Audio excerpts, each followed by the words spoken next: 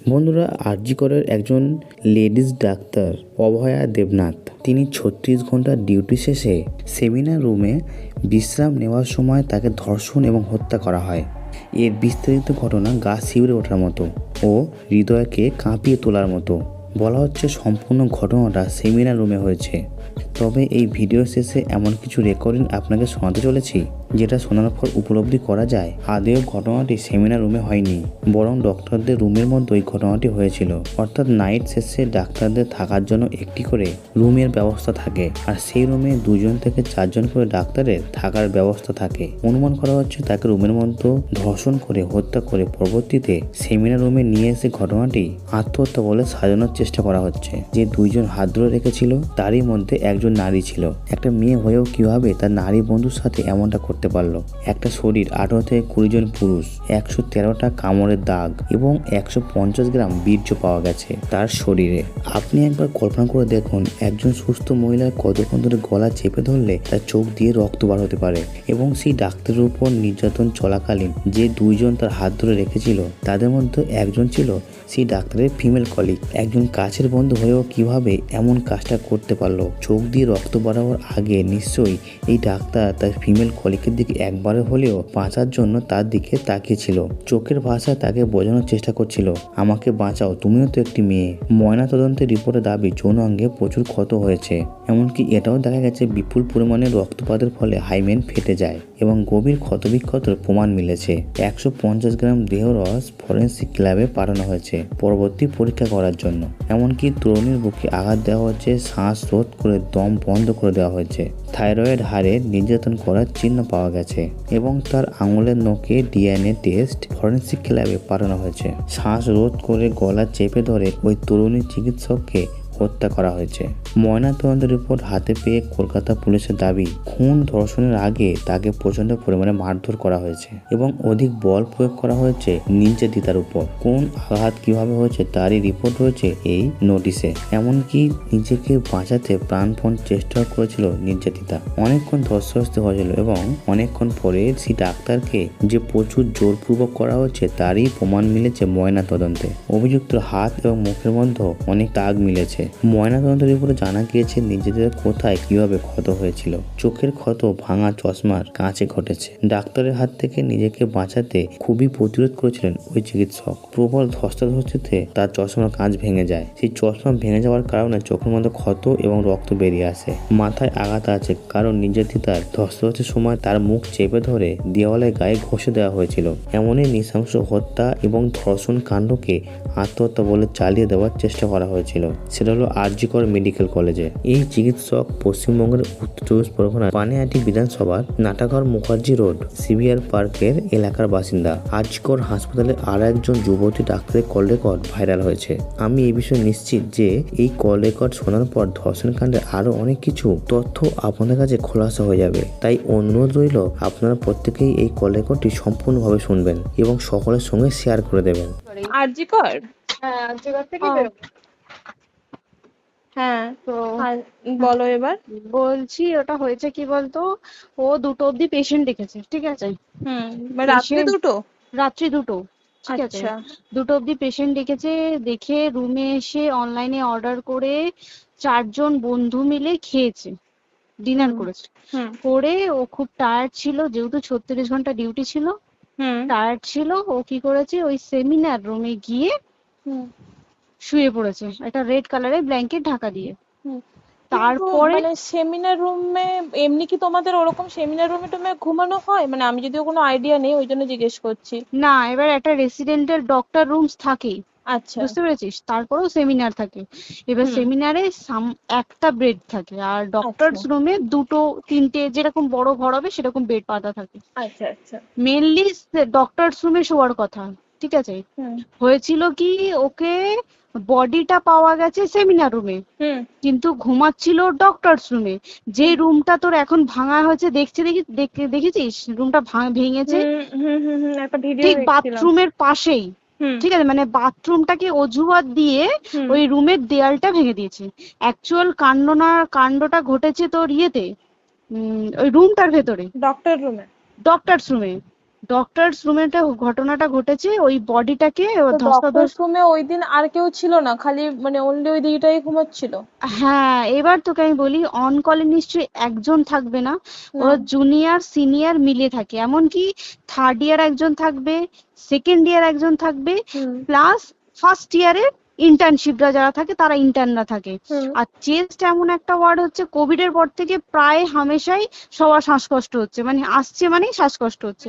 হুম আর chest word আর chest medicine দুটোই হুম পাশাপাশি word, হুম ঠিক আছে? হুম। তো কেউ কি শুনতে পায়নি? কেউ শুনতে পায়নি। হ্যাঁ, ওটাই তো আমি ওই দিনকে ওটাই ভাবছিলাম এবার যে। দেখ, ধস্তাধস্তি করাতে একটা নিশ্চয়ই চিৎকার হয়, একটা ভাইলেন্ট হয়, হুম হুম বুঝতে পেরেছিস? হুম তারপরে আবার কি, যে চারজন ওর সাথে খেয়েছে তারা কোথায়, তারা কেন মিডিয়ার সামনে আসছে না? হুম। তাই ঠিকই তো, তো। তারা কেন আসছে না? তোমার ওই এক- দিন ডিউটি ছিল না রাতে? ওই দিনকে আমি নাইটে ডিউটি করছিলাম, আচ্ছা। আমি নাইটে ডিউটি করে এসেছি, আমার লাস্ট নাইট ছিল। তো হুম আমার তো 3 দিন নাইট থাকে, 3 দিন নাইট থাকার পর লাস্ট নাইট ছিল, লাস্ট নাইটের পর বুধবার আমার লাস্ট নাইট, বুধবার রাতে ঘটনাটা ঘটেছে। হুম আমি বাড়িতে এসেছি, রীতিমতো বাড়িতে এসে শুয়ে পড়েছি। 3টের সময় আমার কাছে ফোন এসছে যে সবাইকে ডেকে পাঠিয়েছে, ইমিডিয়েট আয়। হুম। তখন গিয়ে দেখি আরজি করে এই অবস্থা, পুরো গোটা হাসপাতালকে ডেকে পাঠিয়েছিল। গিয়ে দেখি পুলিশে পুলিশ ছয়লা, মানে আর ওকে যেভাবে, আমি তো বডিটা দেখেছি রে, মানে আমাদের হুম এখনো পর্যন্ত চোখ থেকে নামছে না, রীতিমতো মনে হচ্ছে মেয়েটা যেন আমাদের পাশে পাশে ঘুরছে, হুম একদম হুম হুম এরকম, মানে মানে অদৃশ্যমান, মানে আমরা এরকম ভাবতে পারছি না যে এরকম ভূত হুম থাকে বা একটা স্পিরিট থাকে বা কিছু। এখন আমরা বুঝতে পারছি না ওর আত্মাটা এখনো ঘুরছে আমাদের আশেপাশে। দেখ, ওর আমার তলাটায় নাকি, তো ওর থেকে আমি, ও থাকে 4 তলায়, 4 তলায় ঘটনাটা ঘটেছে, ঠিক 2টো ফ্লোর নিচেই আমি থাকি, আমার আচ্ছা। রুমটা, ঠিক আছে? কিন্তু তাও আতঙ্কে আমরা মানে একদম স্তব্ধ হয়ে গেছে আরজিকরটা। কিন্তু ব্যাপারটা হচ্ছে, তাহলে ডক্টরস রুম থেকে ওকে সেমিনার রুমে নিয়ে যাওয়া হয়েছে? হ্যাঁ, অবশ্যই নিয়ে যাওয়া হয়েছে।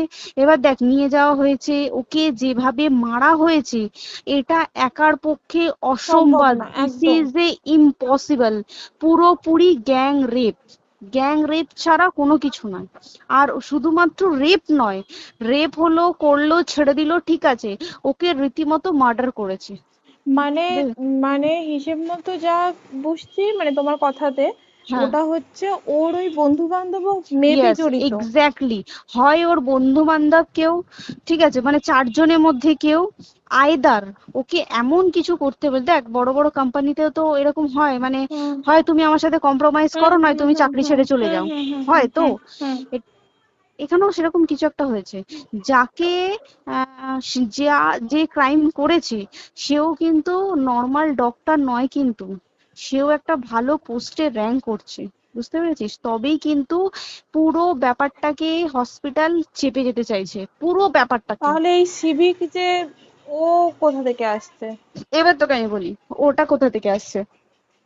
আমাদের প্রিন্সিপাল চেঞ্জ হয়ে গেছে, ডেপুটি সুপার চেঞ্জ হুম হয়ে গেছে, তারপরে আমাদের ওই অ্যাসিস্ট্যান্ট সুপার চেঞ্জ, সব চেঞ্জ হয়ে গেছে। হুম তারপরে যে ওয়ার্ডের ডাক্তাররা ছিল, সিস্টাররা ছিল, ওয়ার্ড বয়রা ছিল, মাসিরা ছিল, সবাইকে ডেকে এখন হুম সাসপেন্ড করা হয়েছে। হুম তারা কোথাও যেতে পারবে না, রোজ গিয়ে কোর্টে গিয়ে দেখা করছে, আজকেও কোর্টে গেছিল সবাই। হুম তারপরে উম, তারপরে তোমার, তোর এগুলো হলো, তারপরে তোর কি বলে, আরে বল না, ওই সিবিআই এটা হয়েছে কি, মানে ও সেই সঞ্জয় রায় যে ধরা পড়েছে, হুম অ্যাকচুয়াল কিন্তু ও নেই, হুম ঠিক আছে? ওর এতটা ক্ষমতাই হয় না। ও অত রাত্রে কি করতে যাবে? হুম ও অত রাত্রে ওখানে কি করতে যাবে? ও না পেশেন্ট, ও নাকি বলছে দালাল পেশেন্ট নিয়ে গেছে, তো পেশেন্ট নিয়ে যখন গেছে দিদিটার রুমে যখন যাবে, নিশ্চয়ই দিদিটার রুমে কোনো কাগজপত্র দেখাতে যাবে, সেই অবস্থায় গিয়ে দেখে যে এরকম এরকম ঘটনা, তা ঝাঁপিয়ে পড়েছে ওর উপরে। হুম। এরকম কিছু কি, তাও কিছু নয়, শুধু গেছে, দেখছে ড্রিঙ্ক অবস্থায়, ওকে ক্যামেরায় দেখা গেছে ড্রিঙ্ক অবস্থায় গেছে আর এসছে, এইটুকুই দেখা গেছে। তারপরে হচ্ছে কি, তোর অনেক রকম, এখানে অনেক রকম ব্যাপার আছে। যে দিনকে ঘটনাটা ঘটে তার ঠিক 2 দিন পরে ওই সেমিনার বাথরুমের অজুহাত দিয়ে সেম ডক্টর যে রুমের হুম দেওয়ালটা আছে ওই হুম দেওয়ালটা ভেঙে দিয়েছে। কেন? প্রথমে ওকে বললো সুসাইড করেছে, আমাদের যখন ফার্স্ট খবর আসে তখন সুসাইড করেছে। হুম তারপরে যখন হসপিটালে যাই তখন গিয়ে শুনছি নাকি না, সুসাইড করেনি, এটা রেপ করেছে, রেপ করে মার্ডার করা হয়েছে। হুম। বুঝতে পারলি, এখানে বিশাল বড় একটা গেম চলছে। এবার আর যে ওর উপর কি রাগ ছিল মানে? হ্যাঁ হ্যাঁ হ্যাঁ হ্যাঁ হ্যাঁ হ্যাঁ, একদম আমি তো কি বললাম, শোন তুই যদি কারোর সাথে কম্প্রোমাইজ করিস তাহলে তোর পোস্ট হুম বাড়বে, হুম হুম তুই হুম। কারোর সাথে কম্প্রোমাইজ করবি না তোকে মার্ডার করে দেবে। মানে মানে ওরকম টাইপই কিছু বলছো তো? এরকমই টাইপের কিছু একটা ছিল। আইদার খুব রাফ, মানে খুব রাগ, খুব মানে খুব ওর উপরে খুব ফ্রাস্ট্রেশন ছিল, যারই ছিল খুব ফ্রাস্ট্রেশন ছিল। শুধু ওকে মারিনি রে, রীতিমতো মার্ডার করেছে। ওর যে ক্ল্যাচারটা ছিল, হুম, ওর আমি ইউরিন, শুনেছি এটা। ওর ইউরিনের রাস্তায় ক্ল্যাচারটা ঢুকিয়ে দিয়েছে, তুই ইস। জানিস? মানে কি বলবো, মানে ওকে দেখা যাচ্ছে না, আমরা তো দেখেছি নিজের চোখে, ওকে দেখা যাচ্ছে না। মানে একটা ব্লিড, মৃত্যু কতটা, মানে এই তো মানে প্রচন্ড কষ্ট পেয়ে একটা মেয়ে মারা গেল না? আর ওর যে গলাটা চেপে ধরেছে, আহ ওর ওই চেপে ধরাতে মানে এতটাই জোরে চেপে ধরেছে যে ওর চোখ ফেটে রক্ত বেরিয়েছে। ছি, ছি, ছি। বুঝতে পেরেছিস? মানে মানে কি বলতো, যদি ধরা পড়ে না, উচিত মানে যারা এটার সঙ্গে দায়ী না আর এই ওদের। যে সিবিআইটা হয়েছে, সিবিআইটা একমাত্র আমাদের জোরেতেই সিবিআইটা এসছে। মানে আমরা ওই সঞ্জয় রায় একার পক্ষে সম্ভব না এইসব। তারপরে পোস্টমর্টম রিপোর্টে তুই জানিস ওই আমাদের ভাজাইনা থেকে 150 গ্রাম স্পার্ম বেরিয়েছে। পোস্টমর্টম রিপোর্ট 150 গ্রাম স্পার্ম, মানে বুঝতে পারছিস? হুম। Not a calculated, minimum minimum কম করে 6 থেকে 7 জন করেছে ওকে রেপ। ছি ছি ছি। ওই জন্যই তো আমরা এতটা বেশি ভাইলেন্ট হয়ে গেছি, বুঝতে পেরেছিস? আর তারপরে আমাদের দেখো, একটা মেয়ে তার কাজের জায়গাতেই ছিল, এমনটা নয় যে রাস্তাঘাটে কোনো বিপদ, ও তার কাজের জায়গাতেই আরে সেফ নয়। শোন দেখ, বড় বড় কোম্পানিতে কি হয়, রুমের ভেতরে এগুলো হয়, মানে ধর রুমের ভেতরে হলো, যেমন কল সেন্টারে হয়, নাইট হুম শিফটে হুম হয়, হুম হুম। এইগুলো একসেপ্টেবল। বাট হসপিটাল হচ্ছে কিন্তু এমন একটা আরজি এরিয়া, করের মতো একটা, হ্যাঁ। আরজি কর বলে না, যে কোনো হাসপাতালে কেউ যদি স্ব ইচ্ছায় কারোর সাথে রিলেশনশিপে গিয়ে করতে চায় সেটা আলাদা জিনিস কিন্তু, হুম ঠিক আছে? হুম কিন্তু কেউ কারো বিরুদ্ধে এইভাবে করতে পারে না রে, তুই জানিস না? মানে ওয়ার্ডে দেখ, কম বেশি আমরা সবাই ঘুমাই, কম বেশি আমরা হুম সবাই জেগে হুম। থাকি, জেগে তো থাকি। তাতে কি কেউ শুনতে পায়নি? তার কি একদম সেটাই। ভাইলেন্স ছিল না? যদি কেউ না শুনতে পারে তাহলে ওর খাবারে কেউ কিছু মিশিয়েছিল, হুম তাই কি না? হুম হুম সেটাও পোস্টমর্টম রিপোর্টে মানে লিক করছে না যে কেন খাবার খাবার ও তো খাবারটা খেয়েছিল, সেটা তো নিশ্চয়ই পেটেই ছিল, পেট থেকে তো হুম বমি করে বের করে দেন, সেটা হুম তো ফরেনসিক রিপোর্টে কিছু বলবে। হুম আর তুই জানিস না, দেনার দেন মানে ধর পোস্টমর্টম রিপোর্ট আসতে 3 দিন সময় লাগে। হুম ও যেদিনকে মরেছে ঠিক তার পরের দিনকে বিকালবেলা পোস্টমর্টম রিপোর্ট বার করে দিয়েছে, মানে বডি বার করো আর পোড়াও, হুম। 10 সেকেন্ডের মধ্যে ওর বাড়িতে নিয়ে গেছে, তারপরে বডি পুড়িয়ে দিয়েছে। মানে কি বলবো, হসপিটাল, মমতা ব্যানার্জি, সবাই মানে তৃণমূল প্রত্যেক সবাই হুম। এটাকে পুরোটাই কেসটাকে চাপা দিতে চাইছে, পুরোটা পুরোটা। তবে তুই ভাব, যে মানুষটাকে এত ক্ষতবিক্ষত ভাবে মেরেছে, তাকে অভিষেক ব্যানার রেপ কি কলকাতায় প্রথম হলো? নয়, হুম বিভিন্ন জায়গায় বিভিন্ন ভাবে রেপ হয়েছে, হুম। ধরা পড়েছে, ফাঁসি হ্যাঁ। হয়েছে কি হুম জেল হয়েছে। হুম অভিষেক বন্দ্যোপাধ্যায় কেন বললো জাস্ট ইট তোর কি বলে এনকাউন্টার করতে? মানে কি সঞ্জয়কে যদি এনকাউন্টার করে পুরো কেসটা চাপা পড়ে পুরো যাবে, কেসটা চাপা পড়ে যাবে একদম। স্টুডেন্টরা ঠান্ডা হয়ে যাবে, হুম হুম আর আমরা সেটা মানবো না, আমরা সেটা হতেই দেব না। তাতে যদি চাকরি মানে আরজিকরটাকে সিল করতে হয় তাতেও আমরা রাজি আছি, সিল করে দেওয়া হোক আরজিকর, সিল করে দেবে মনে হচ্ছে যদি ঠিকঠাক ভাবে। এবার ওই জন্য আমাদের দাবিতে সিবিআই এসছে। এবার তুই একটা কথা বল, যখন দেখতে পাচ্ছে মমতা ব্যানার্জি যে কলকাতা পুলিশ আমাদের জন্য কিছু করতে পারছে না, আমরা কিছু মানতে পারছি না, 7 দিন ধরে বার করতে পারছে না, হুম তাহলে সেটা 2-3 দিনের মধ্যে কেন হ্যান্ড ওভার করে দিল না? হুম। তাই তো। তাই কি না? তারপরে দেখ, পিডব্লিউডি ওটা লো পোস্টের মানুষ, মানে যারা ভাঙচুর করে, মানে সিমেন্টের যারা কাজ করে তাদেরকে হুম পিডব্লিউডি বলে। হুম এবার পিডব্লিউডির নিশ্চয়ই হায়ার অথরিটি থেকে অর্ডার এসছে তবেই ওরা গিয়ে ভেঙেছে, ওরা হুম নিশ্চয়ই পাগল নয় দুম করে গিয়ে কোনো গভর্নমেন্ট প্রপার্টি ভেঙে দেবে। হুম। অর্ডারটা কে পাস করলো যে এখনই চেস্ট ওয়ার্ডটাকে ভাঙতে হলো? সিবিআই আসা পর্যন্ত অপেক্ষা করতে পারতো। কারণ আজকে অত বড় বিক্ষোভ হবার কারণ কি হচ্ছে, একটাই কারণ, যে মেয়েটি মারা গেছে ঠিক আছে, কিন্তু তাকে এত বেশি মলেস্ট করে, এত বেশি রেপ করে বা বেশি ওকে মেরেছে, তার কি কোনো প্রতিবাদ নেই? তুই কোথায় সেভ পাবি তুই আমাকে বল। তুই ধর চাকরি ছেড়ে আজকের সরকারি চাকরি ছেড়ে তুই প্রাইভেটে যাই, প্রাইভেটেও তো তাই একই কোথাও না, অবস্থা, একদম একদম। প্রাইভেটেও একই অবস্থা। তুই কোনো চায়ের দোকান খুলে বসবি, অনার্সশিপে তুই বসলেও তাও এসে তো হাজার ছেলেরা থাকে, হুম। হাজার ছেলেরা টিজ করে, তুই কোথায় কি করবি? তাহলে আমাদের সেফটি কোথায়? আমাদের মুখ্যমন্ত্রী মমতা ব্যানার্জি সে একটা লেডি হয়ে তাহলে আমাদের কি সেফটি দিয়েছে? আমাদের কি লক্ষ্মী ভান্ডার দিলে this is a problem solve? পুরো মাসের আমাদের কি সব খরচা চলে যায় লক্ষ্মী ভান্ডারে? জানি না, আই ডোন্ট নো, মানে আমরা প্রচুর ক্ষেপে আছি, প্রচুর, মানে এর বিচার না চাওয়া পর্যন্ত তা তুই ঠিকই তো। ভেবে চল কি এটা সলভ হবে না। আমরা মানে বিচার আমি নিয়ে আমি কথা বলবো। দুদিন ধরেই ভাবছিলাম তোমাকে ফোন করবো, কিন্তু মানে এটা ওটাতে হয়ে উঠছে না। আর তোমাকে তো হুম। আমি ওই দিন রাতেই হোয়াটসঅ্যাপ করলাম না, হ্যাঁ হ্যাঁ এবার হ্যাঁ তখনই না আমি ব্যাপারটা অতটা বুঝতে পারিনি। আর আমার তার পরের দিনই ভোরবেলা ডিউটি। তা হ্যাঁ। আমি খুব তারপরে সাবধানে থাকিস তুই, আর খুব বলো না, সাবধানে না না। থাকিস। হ্যাঁ তাই তো, এখন মানে আর তোমরাও সাবধানে থাকো সবাই। কি বলবো বল, কিছু বলার নেই। দেখ আমাদের মধ্যবিত্ত মানুষরা আমাদের চাকরি করে খেতেই হবে, সোজা কথা। একদম একদম। তাই কি না বল, বাবার এত হুম। পুঁজি নেই যে বসে অত বসে খাবো, ঠিক আর আছে। সেই মেন্টালিটিও নেই। পুঁজি হ্যাঁ যদিও থাকে, মেন্টালিটিও নেই হ্যাঁ যে এবার বাবার তুই, পুঁজিতে খাবে। এবার একটা কথা তুই বল, চাকরিটা কোথায় গিয়ে করবো তুই একটা বল, কোন সেটাই। স্টেটে গিয়ে চাকরি করবো তুই আমাকে বল।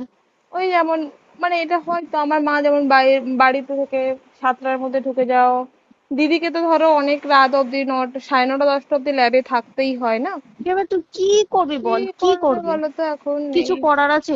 দেখ ল্যাবেও তো সব ছেলেরা আছে, ছেলে হ্যাঁ আছে মেয়ে আছে। তুই একদম। কাকে বারণ করবি, তুই কাকে বিশ্বাস করবি তুই বল। তুই ধর কলিগদের সাথে খেতে বসেছিস, ঠিক আছে, তোর টিফিনটা যদি কেউ চাইলো তুই তাকে না দিয়ে পারবি?